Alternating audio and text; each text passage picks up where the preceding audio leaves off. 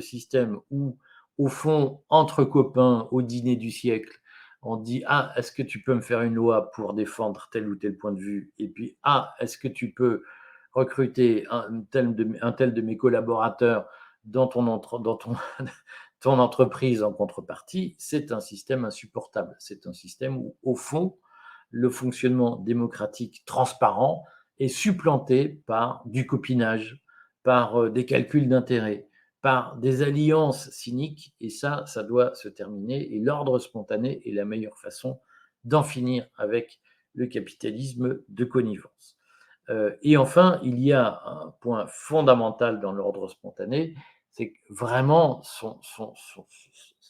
sa clé de voûte, son repère existentiel, c'est le libre choix et le respect des droits naturels comme intention première. C'est-à-dire que beaucoup, et c'est ce que je reproche personnellement aux logiques de référendum, d'initiative citoyenne et de gouvernement d'assemblée, c'est qu'au fond, ces systèmes sont faits pour produire des lois et produire des réglementations. Or, nous, ce qu'on pense, c'est que ce qui pose problème dans une société, c'est pas que les lois sont mal construites, c'est qu'il y en a beaucoup trop et qu'il y a des champs de l'organisation sociale qui ne doivent pas faire l'objet de législation, qui ne doivent pas faire l'objet de réglementation. La logique de l'ordre spontané et cette grande différence avec le régime d'assemblée que propose un certain nombre de gens, de gens qui participent à la délibération sur les questions politiques, eh bien, la différence entre ces deux visions du monde, c'est que